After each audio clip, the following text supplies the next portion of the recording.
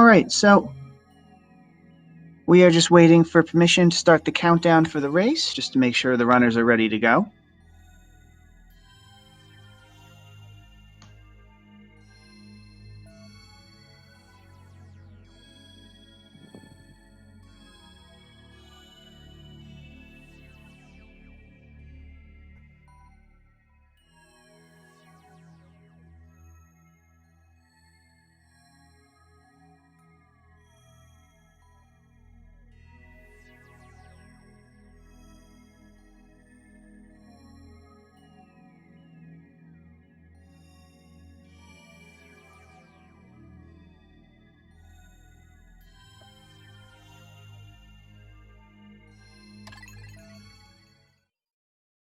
So, looks like they've started. That's okay. It looks like PiePusher started roughly about 2.5 seconds before Evie did, so it's just going to be a little off for now, but we'll see if AbsolutelyAsh can make up that difference. So, as I said before, I am TCB Trio, and this is Will, and we're going to be guiding you through what is happening right now with any percent. So, Will, what's going on with the story right now? So what's happening right now is basically the ship, so overall start of the story, the basic premise is that on the planet of Kopai, there's a food crisis. So some intrepid explorers have to find food on other planets. So here we see Charlie, and he also has crewmates who are supposed to be searching for food on a distant planet. But as they're reaching the planet, they crash land and all get separated. So here we see what happens from Charlie's perspective immediately after the crash. And now we're about to see what Alf does. So what Charlie did, he discovered some yellow Pikmin. And here Alf is going to discover red Pikmin. Alright, so now we take a look at what is going on here with the speedrun. So obviously the goal of any percent is to beat the final boss and reach the credits as fast as we possibly can. But we have a number of tasks standing in our way. The first thing we have to do right now is build a bridge, and it's not enough just to watch the Pikmin get to the bridge nice and slowly. We are going to actually push them from behind. In this game, Pikmin tend not to trip very often, if at all. So it's really a no-risk, just faster strategy. And on top of that, we are pushing them in a pattern depending on how the Pikmin will throw.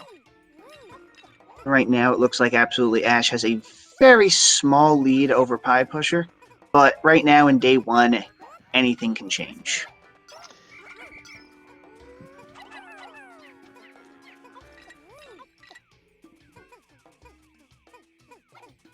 So as soon as they finish building the bridge, we'll see them reach the coat pad, which was intended to look like a Wii U gamepad, since this game was originally released on the Wii U. And it's in-universe, basically a way for the characters to... It's sort of a computer that the characters get to use, like a tablet. And has lots of interesting features, like... having a map of the area for the characters to see.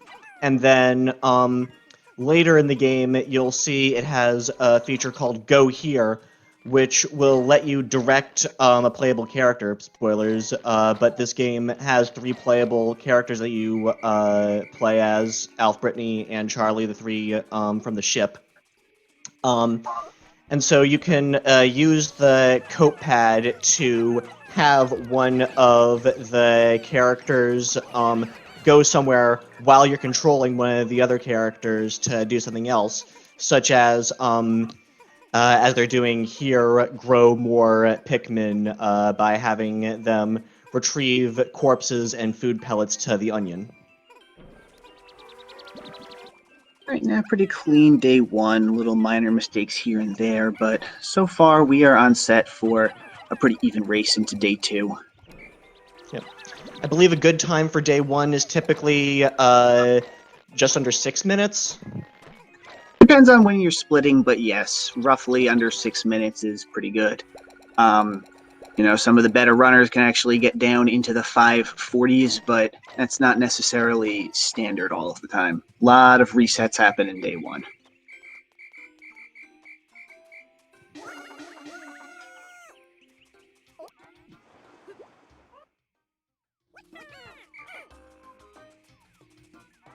So we're reaching the end of day one now. They will habitually dodge data files because most of them are telling us stuff that we already know and are not necessary for the storyline, and it really just cuts down on the amount of time mashing through cutscenes.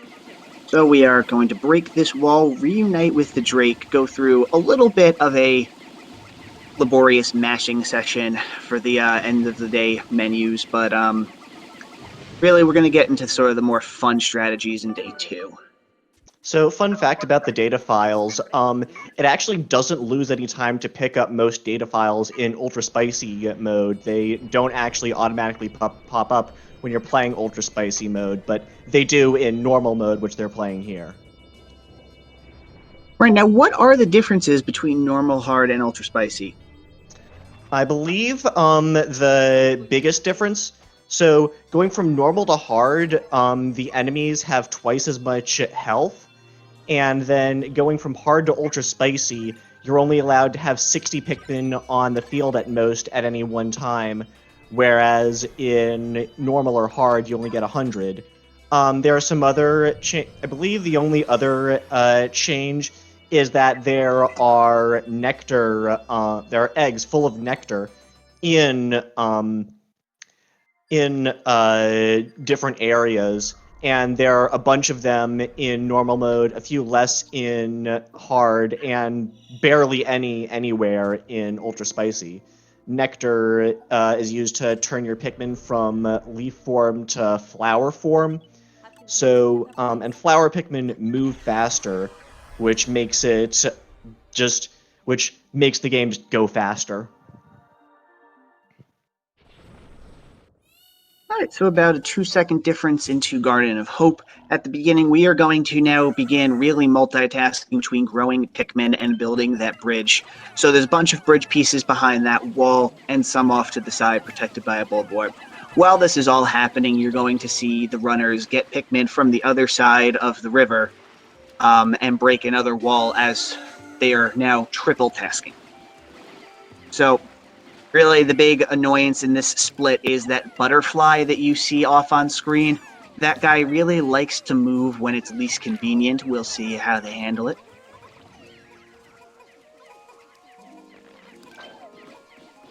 I believe in universe that butterfly is actually called the white spectralid. The white spectralid. Yeah, I believe in the final area you'll encounter yellow spectralids, which I believe the only difference is yellow spectralids have a chance of dropping nectar, but it's the final area, and so it's not actually useful to collect the nectar. So for those of us more familiar with the Wii U version of this game, it's a little odd to start seeing eggs full of nectar this early into the run because normally they're much later in and you'll be nectaring a lot of your Pikmin for the first time using Spicy Spray. But in normal mode, like Will said, you have a lot more nectar to deal with, so the runners are actually able to move faster than they would normally on Wii U. So we're seeing the runners finish the bridge and start heading toward the area where they first encounter rock Pikmin.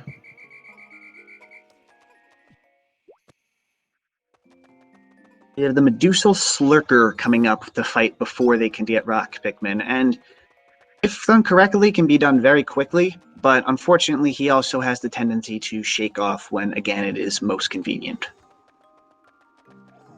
So, PiePusher gets around it nice and easy. We'll see how AbsolutelyAsh does.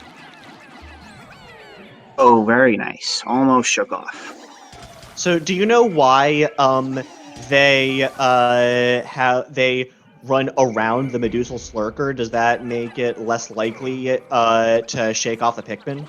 Yes, because in order for it to shake off, it has to have your playable character, in this case Alf, in its sights.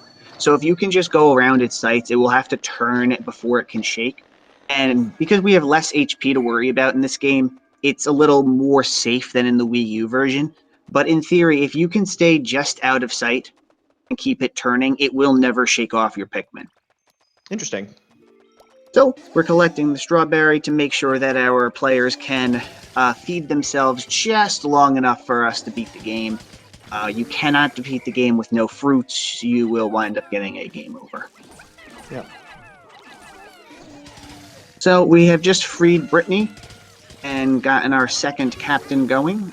She really is going to be pretty useful in the coming up area. So PiePusher's taking a bit of a detour for some of that honey. And Ash is doing the same. Seems like it would be faster to skip that honey, rather than spend so much time on it. Well, what we're going to see anyway is, again, in general, flower Pikmin are moving much faster. It does seem a little bit slower, but because they're able just to toss one rock Pikmin to break open that egg, it's just as easy to get your entire squadron flowered up before going into this area. Now, each nectar plot can only flower up about 10 Pikmin at a time before running out, so they have to make sure that they have enough nectar for everyone. So right now we're going to start throwing our Pikmin across the river so we can get this bridge being built and the boss fought. And our first real instance of using different captains is throwing Brittany across to deal with two areas at once.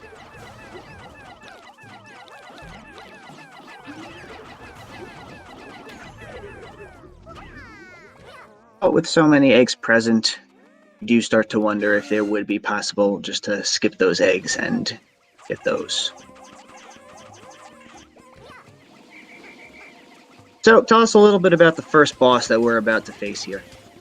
So it's the Armored Maudad. It's covered in a crystal shell, similar to those crystal walls you saw them break with the rock Pikmin earlier to get to Brittany and then to get to this area.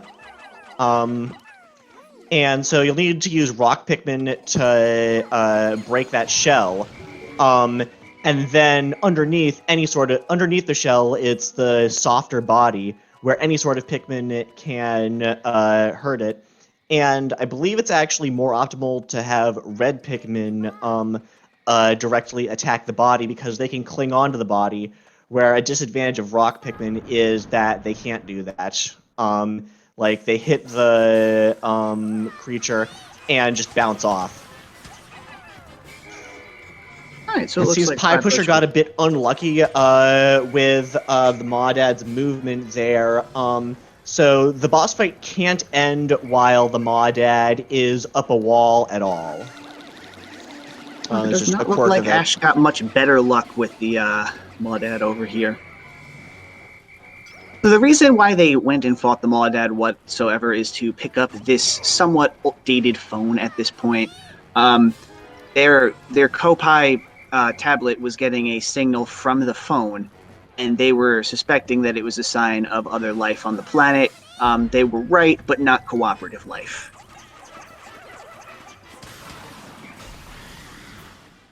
So, PiePusher is finishing up the day. Ash is grabbing the phone.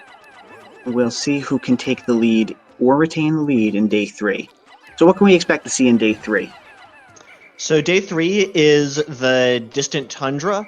And there's a sequence break there. And I believe if you saw yesterday's run, you'll know that I struggled quite a bit with that clip.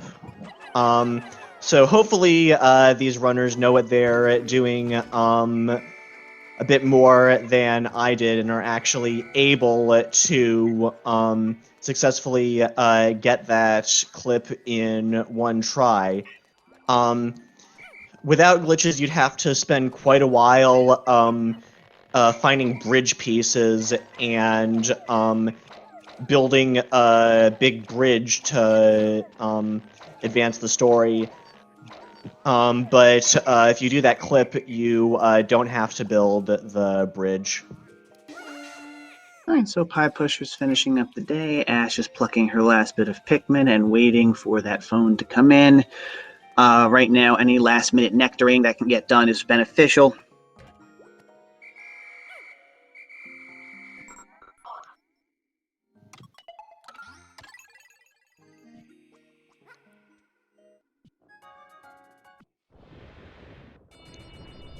So as we see, the onions are now fusing together, forming the master onion. It will land with us wherever we go, giving us access to all Pikmin that we discover, which, aside from the ones that we discover during the day.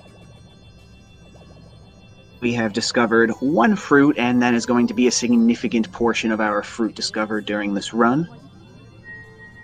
Yeah, I believe they only ever, unless they're doing super safety strats, they only ever really need to collect two fruits during the run. There's that strawberry, and then there's, I believe, an orange on day 4. I believe that is actually a kumquat, to be very technical, and I kind of hate the fact that I know that off the top of my head. That being said, yeah, I really like the idea. Instead of calling this category any percent, just call it 2 fruits. It seems a lot more precise, but I've been overruled on this. I don't hate the fact. I hate that I know it right off the top of my head, despite the fact that, you know, there's probably better things to do with that memory. So we start off with another flying mistake here, and we lose Brittany temporarily, but luckily she dives headfirst into a cave full of yellow Pikmin, who have just really increased in usefulness throughout the series. They can be thrown high. They were the original bomb rock Pikmin. They can resist electricity, and now they can form circuits and start power in an indoor cave.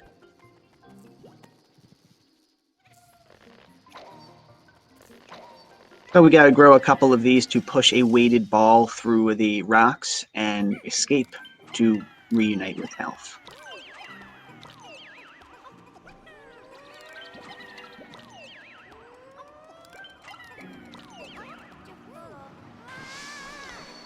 So I've seen a lot of all fruits runs, and I mainly run ultra spicy, where for safety I grow all 25 yellow Pikmin that you can get in this area. So it's kind of weird to see them skip one of the 5 pellets. Yeah, because in something you have to consider with Pikmin is that they kind of have diminishing returns on, you know, growing additional Pikmin. What you're going to wind up doing is, if you spend the time to grow additional Pikmin, they have to really benefit in the main story, and in this case, we don't really benefit too much in this run from 5 Pikmin. Yeah, that's true.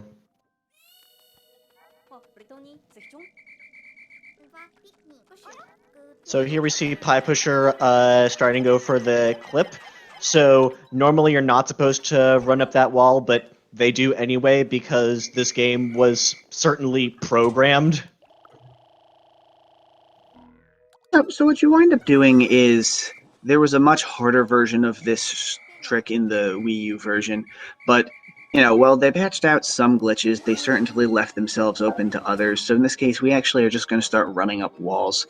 In general, in Pikmin 2 and 3, walls are really just an idea if you know what you're doing. So why are they doing all of this? It's cool and everything, but why? So as I mentioned earlier, it's to skip building a bridge that would take quite a while. And building that bridge would normally be how in universe you reunite Alf with Brittany, but instead, if you do this clip, you can find Captain Charlie sooner than you would otherwise. And since you're normally not able to find Captain Charlie without reuniting Alf and Brittany and having those two captains together, when you get Captain Charlie, the game just assumes that Alf and Brittany are reunited. And it looks like they both got the clip on the first try.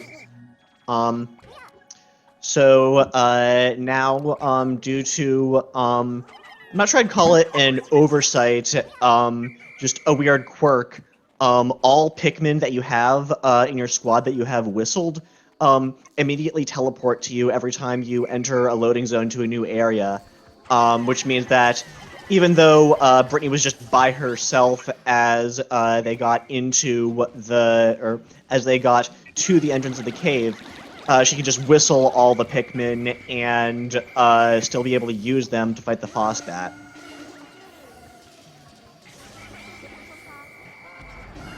Well, it looks like both of them did not get the one cycle Phosbat, so Pi will retain his lead over Ash as we go into day 4. Yeah. So they end the day early here, because they don't really need to do anything else on the day. The game thinks that when you rescue Charlie, that just means that you're done with the area, and they're not even going to go back to the distant tundra for the rest of the run.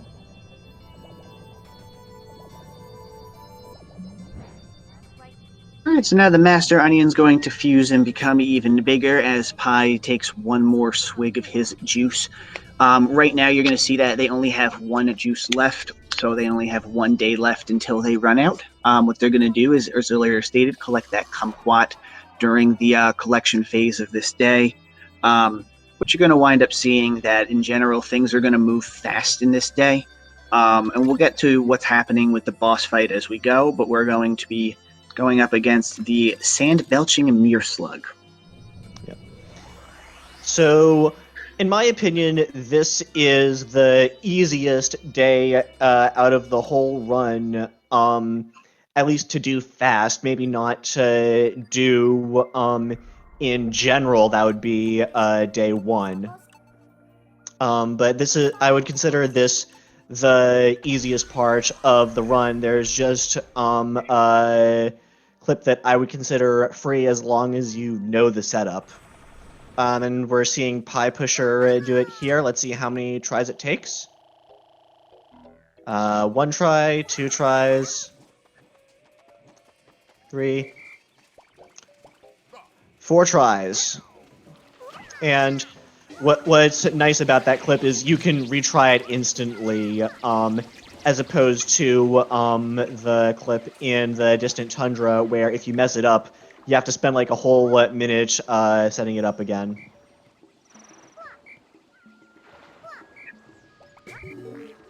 So they use the whistle trick again to get 99, or in Ash's case, 100 Pikmin into the Mirror Slug fight. All right, so it looks like Ash also saved some time over Pi in the clip. She only took her 3 tries. Now we're going to see how they handle the Mirror Slug.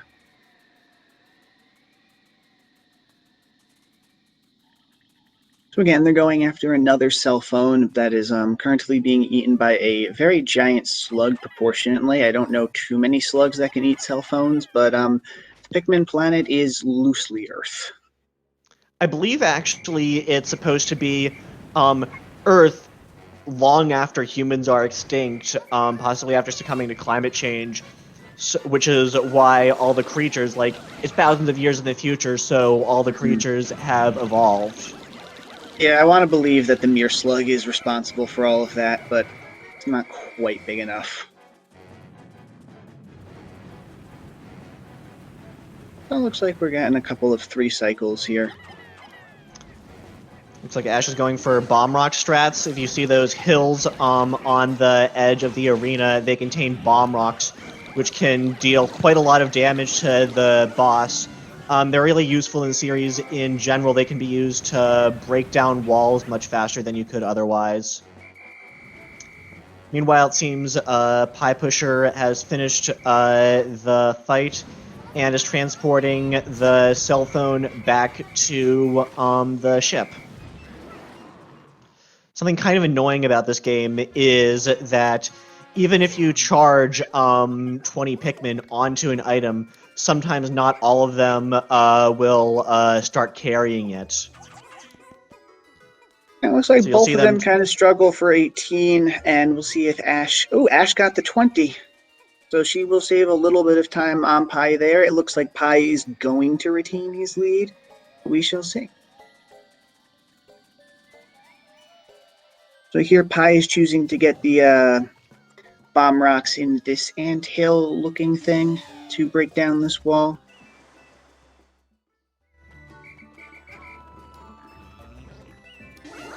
Here we have Whip-Tongue Bulborb, which was really annoying in the mission mode, but when you have 100 Pikmin, it's kind of trivial.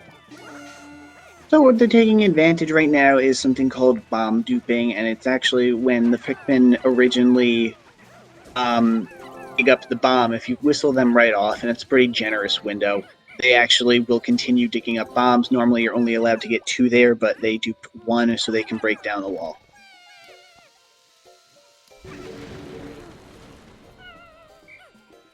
Alright, so Pi again finishes a little bit ahead of Ash, and we will go into day 5.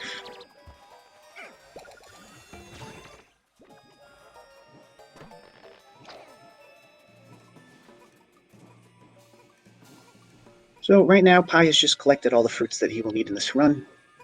And we will actually just have enough to finish now.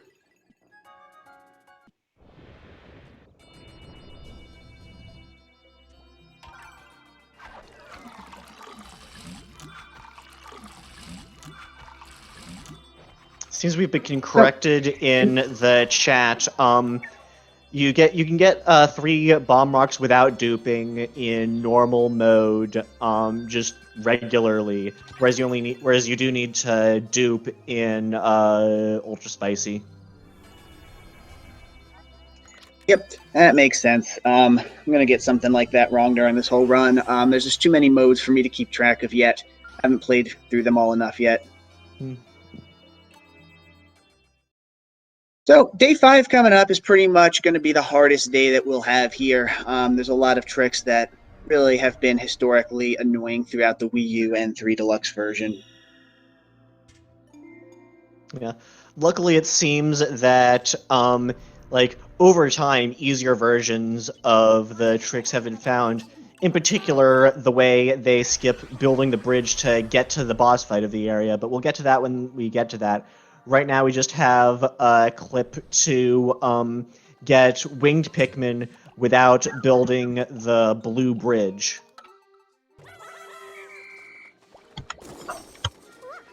Yep, so it took a PiePusher a good couple of tries to get that clip.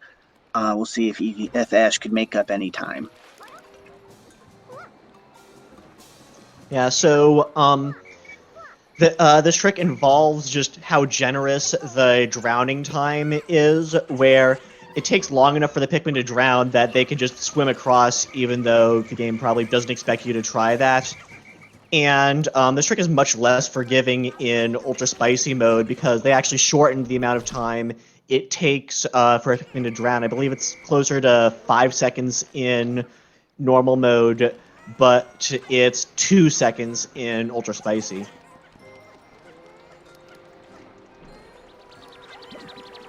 Well, just another reason why normal mode is obviously the fastest mode. Yeah, the only thing that Ultra Spicy might save over normal mode would be the data files, but given the enemies have, the enemies have twice as much health, that means it'll take like twice as much time or more to fight the bosses. And plus, having more than 60 Pikmin out is pretty nice. Yeah. So the reason why we have PiePusher lifting up this stick here is to get that river going. We'll see what he's able to do with that now.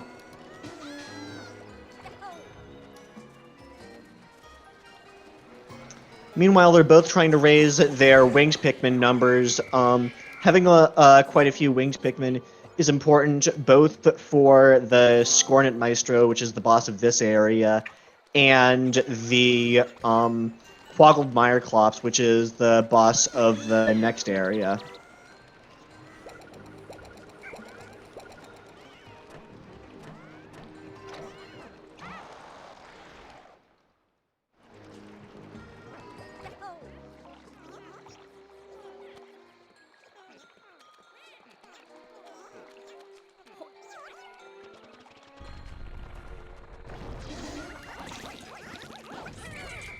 Well, back in the days of Wii U, there was a little trick that allowed you to charge yellow Pikmin to knock down a ramp over there. That's been since patched out, so we just have to wait for the Lillipad to take us into the next area.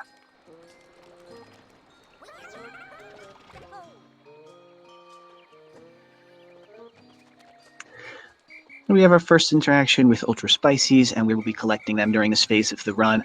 And the Ultra Spicy spray would originally flower your whole army. Now, because we have more nectar throughout the game, they have more flowers. We're going to use that spicy spray, like he said, in future areas in the run. And here comes one of my favorite new tricks of the run. What's going on here?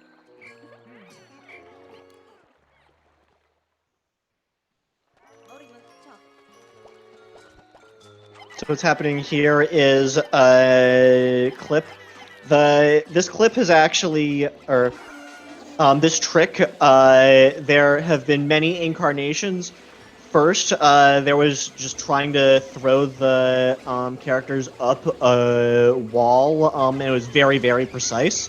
Then there was a way similar to this, where you threw the characters onto an object, and then from that object onto the wall. But that object was a 10 pellet, and for some reason the hitbox of that was basically shaped like a dome, meaning it was really hard to get the characters to stay on, even harder than on this persimmon. Looks like Ash is having a bit of trouble there, but not anymore.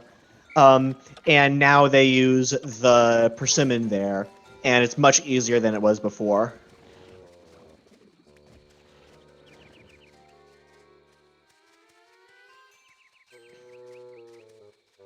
Alright, so now we're going to see a boss fight that kind of slows itself down a little bit more. The Scornet Meister is going to form different formations with its smaller army, just like, really, you are with your Pikmin. You're going to see PiePusher and Ash attack them to both slow down cut down on how many are going to be used in the attack, and also to speed up the next attack that he throws at you. If you kill enough of them, obviously he gets frustrated and attacks faster the next time. So we see PiePusher using the Ultra Spicy Spray, which I believe makes the Pikmin do twice as much damage, as well as flowering all your Pikmin. But yeah, having a lot of yellows means that they can just charge right at the Maestro. So here we're going to see another pretty difficult trick in the run on Pie's screen that involves this captain this Hokutation that they're transporting. They have to get it past an invisible wall, and that'll involve pushing it against hitboxes in a certain way.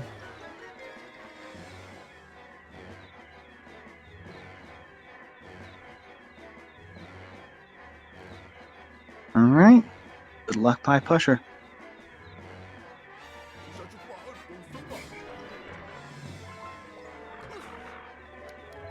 All right, I'll take that. I got it. Fast.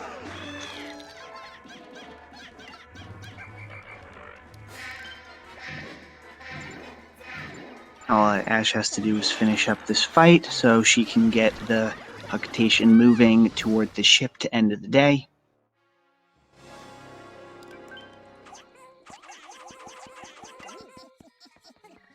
PiePusher using the bit of extra time to get some more berries to get Ultra Spicy Spray. Because this is not the last time they use Ultra Spicy Spray in the run. I believe it's also used on the Quagmire Clops and the final boss of the game, the Plasm Wraith. Yep, we're going to see a couple more Ultra Spicies, so they're growing one, and we will see how they are able to get the second one later on.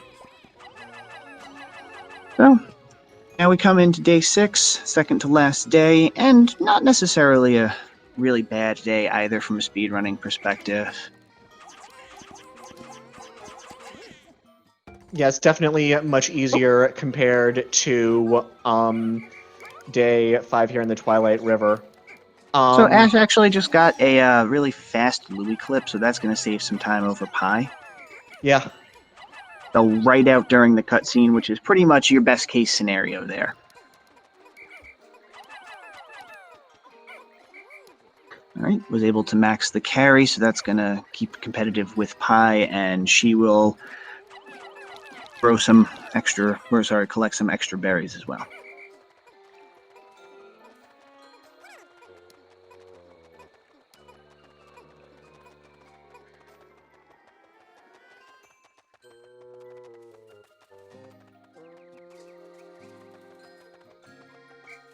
Thing about the whole storyline of the game and this run is that they are sent to this planet to find food and seeds to feed the rest of their civilization. And by doing what we're doing, we're actually only collecting enough food to stay alive for the run, and we are bringing back next to nothing for the rest of the Copi planet. So sorry about that, guys. I believe the main thing that determines the ending or in universe, obviously the juice can't keep the civilization alive forever. Even 60 units of juice. It's really the seeds of the fruits that are helpful. So maybe with enough planning, with the seeds from 2 fruits, they might be able to eke something out. Yep, but that is the difference between the categories. Obviously, all fruits is collecting all of the fruits and beating the game, and we actually have a third category called Good Ending, where you have to collect a minimum of 33 fruits. You can collect more than that as long as you don't collect them all, but I don't know why you'd want to.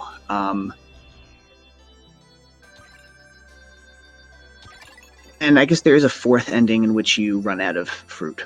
You run out of juice in storyline, and they never come back, but we really don't want that ending.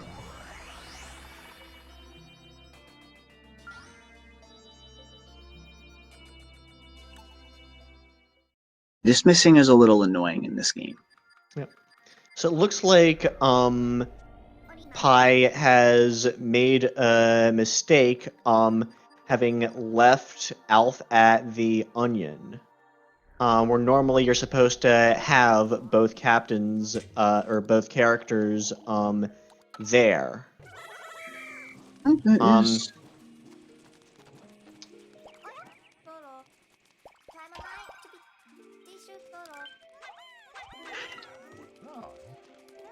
So what Pie's doing here is getting a bit more ultra spicy spray.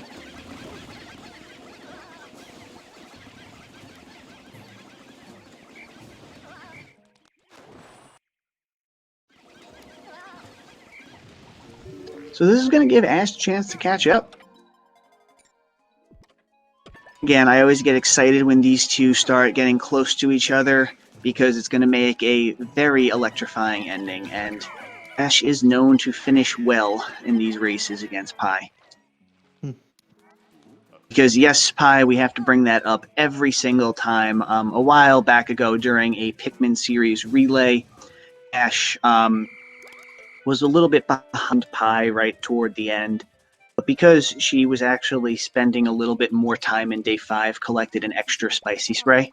So she went like 40 seconds during the Plasm Wraith fight and beat Pi by about, a good 1, 2, 3 seconds or so for the whole relay. And I was actually fortunate enough to be on that relay team, so that was pretty exciting for me. Yeah, so Ash is starting the fight and getting to the next phase a few seconds before Pi. So yeah, this really is a close race.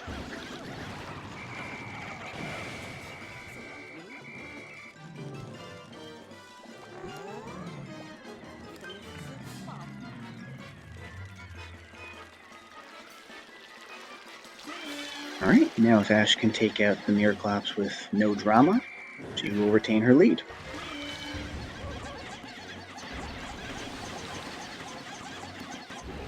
Alright.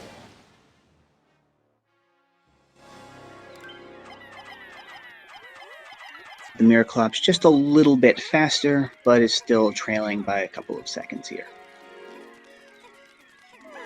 Now we have to collect Louis a second time because, a lot of fun repetitive story elements here. We use some Pikmin carrying him on the ground first because they just move faster than wings, and use the wings to just skip building this bridge here. Once Louis is collected, we head toward the formidable oak for the last day of the run, and we will see who is the winner.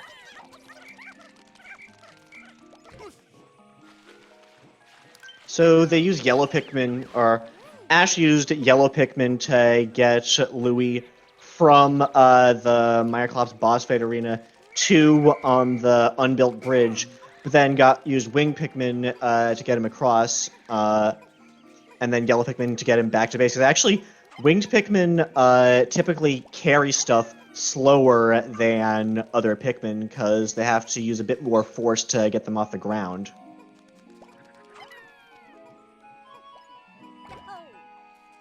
All right, we're setting up for a very close finish here.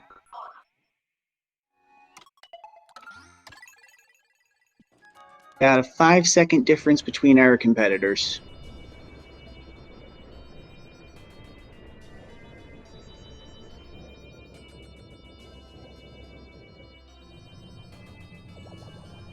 And normally when it comes to day 7, if you're going to maintain a 5-second lead, you're going to have a pretty solid day 7.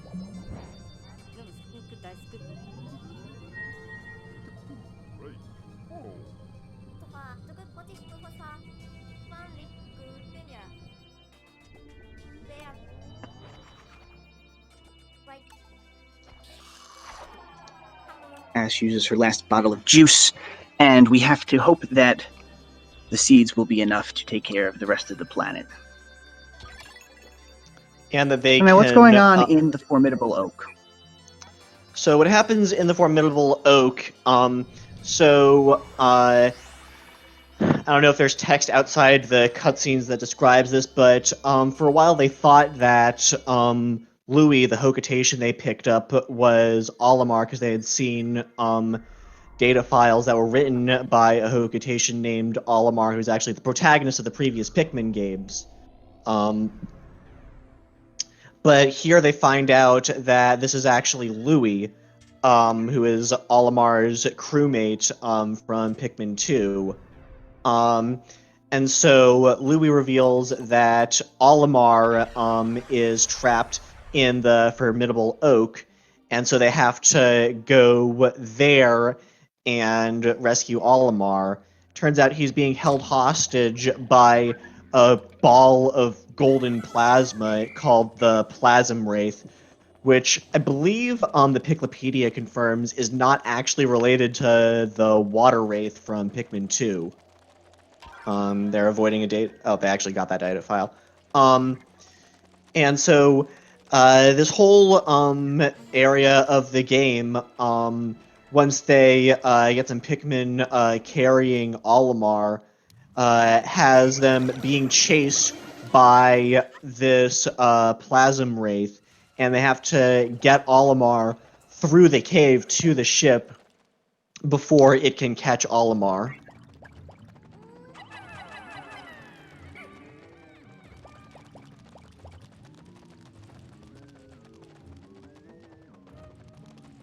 All right, so Ash enters at 42:23. PiePusher at 42:31. We have 8 seconds for Pie to overcome here.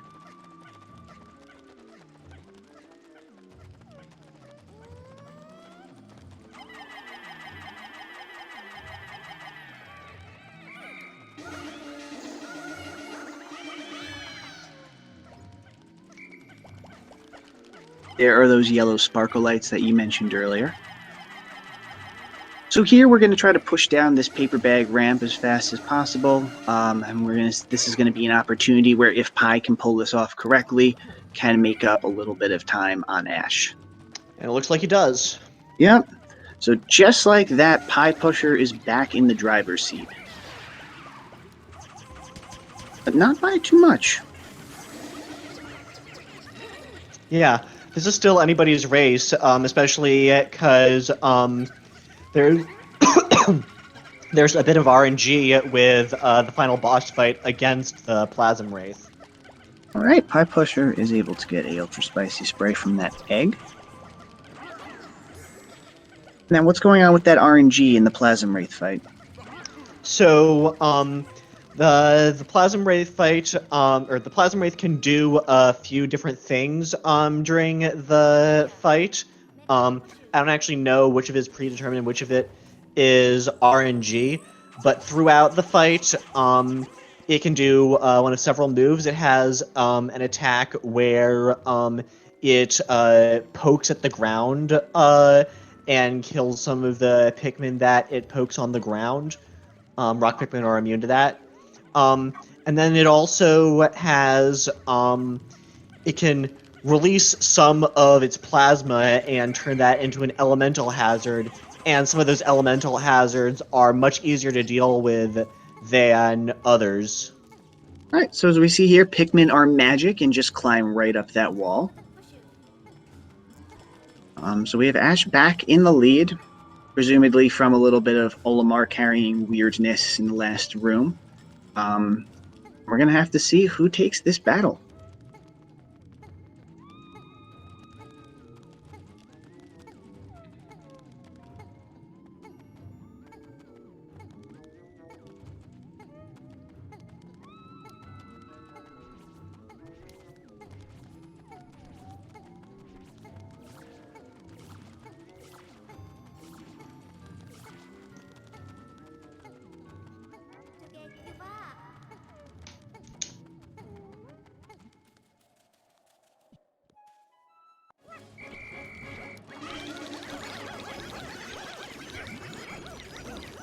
All right, Ash will exit at 45:34.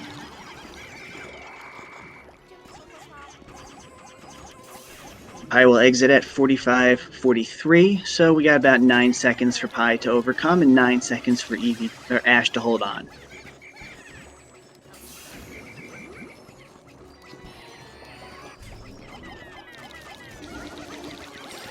However, PiePusher did pick up an Ultra Spicy Spray earlier on, so he's going to have a little bit of a time advantage in this first round.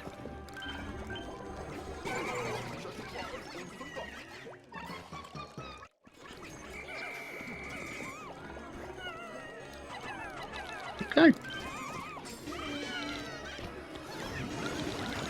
Looks like both runners get the Pikmin are drowning cutscene.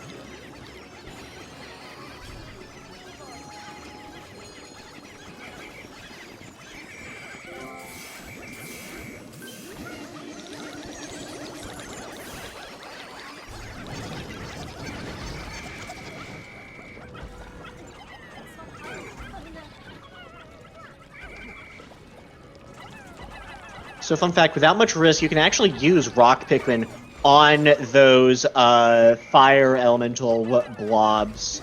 And it's not that risky. They're not super likely to die when you do that. I believe when you're doing Deathless, it's gonna you're be trying to do PiePusher. Deathless strats on this game, you use just Rock Pikmin for this fight. Anyway, PiePusher ends at 47:05, AbsolutelyAsh at 47:23, ending the race. Very close race. Very good job done by both of these runners.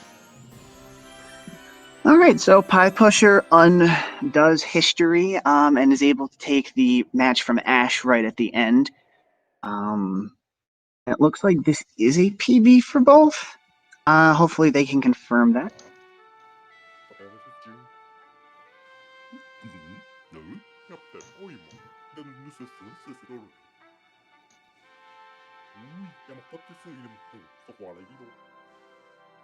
This is a PB for Ash. Ash's previous PB on the leaderboard was 48:28, and Pie's was 48:47. All right, so that is definitely very big positive for both runners, whether or not they won or not.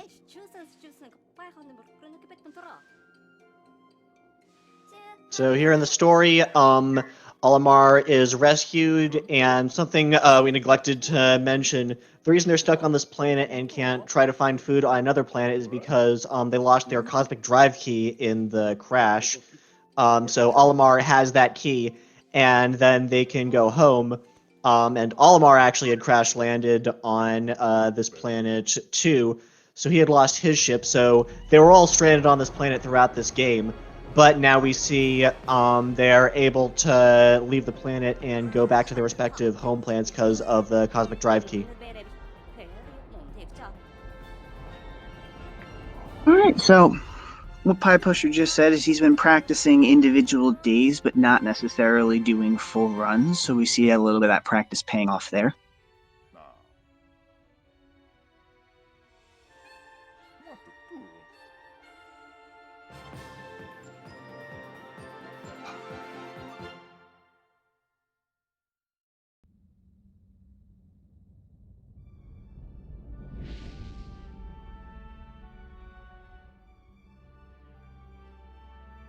And now it looks like we will see the credits and invite both runners whenever they get the chance to jump onto the voice chat, and we'll talk a little bit about the run.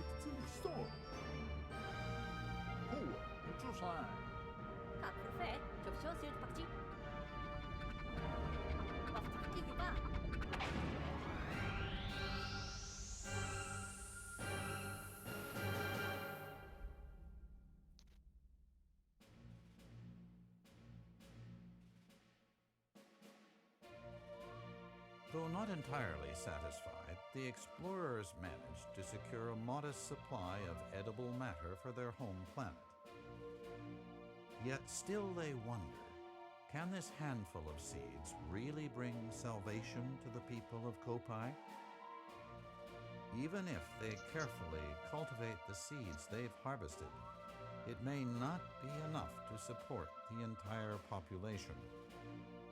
This thought hovers over the explorers. Yes, there is a tournament going on. This was one of the inaugural rounds. With their cargo, they carry with them a sense of unease.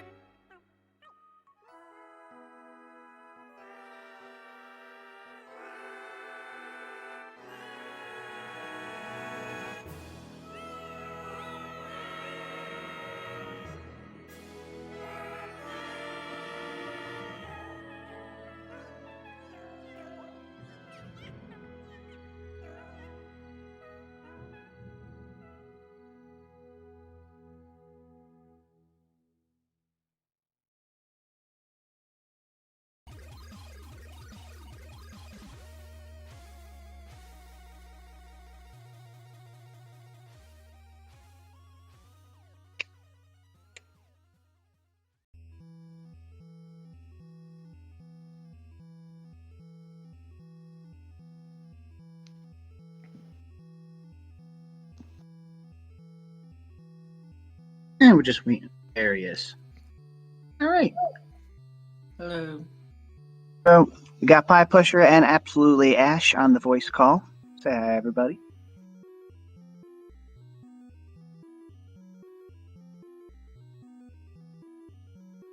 So pretty close race, huh?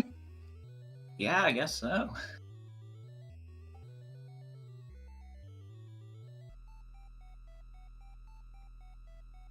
Hello? Seems like Ash's mic is not working. Oh. Well, hopefully she can get that worked out. So, Pie, what was going on with day 6? Yeah, so at the end of day 5 there, I accidentally whistled one Pikmin off of the spicy berries. And when that happens, the berry just disappears entirely. So Alright, I am I had to on? go get another one. I'm realizing in hindsight that I should have just gone into the Myroclops fight and not spicy there at all. Oh, do we have AbsolutelyAsh on? Am I on? Yes, you are. Ash, we can hear you. Yes. Alright. Oh my god. A little close there, huh? Very. I was hiding my timer like the entire time, so I had no clue how far ahead I was. Or like in terms of my PB at least, I knew I was ahead, but I didn't know how far. Because I didn't have like any major mistakes until day 5 with the Maestro. What happened with the Maestro? Didn't kill enough Scornets. Hmm. And then after that, the Wraith fight was very bad. Yeah, it did come down to the Wraith fight. Unfortunately, Pie did even the score on you. It's always the Wraith fight in our races, huh? Yeah, For don't worry, we context, brought it you up. had SpeedGaming. Yeah. Gave all the context and talked about Pie's previous defeat. And unfortunately, he came back. But we were rooting for him to go 0 for 2. Sorry, Pie.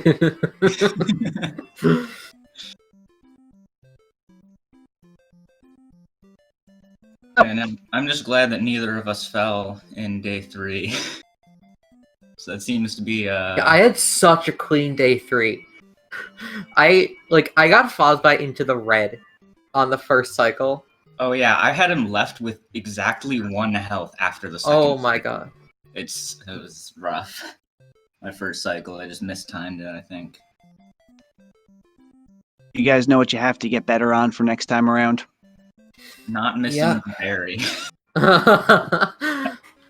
Being better at Wraith. Alright, so any messages to people who see this game and getting a little bit curious about speedrunning? Worth it or no? Absolutely. This game is speedrun, definitely worth it.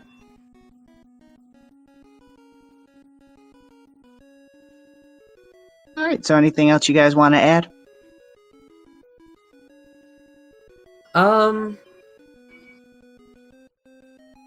Not that I can think of. Nope. Alright, so thank you very much for having us and sticking with us all the way through the end of the interview. And we will see you on Saturday for another round. Who's up on Saturday? Let me check the schedule, actually. Looks like on Saturday it's Anthony versus APerson13. Alright. Alright. Thank you guys for running, and thank you, SpeedGaming, for having us. Alright. See you later, everyone. See ya.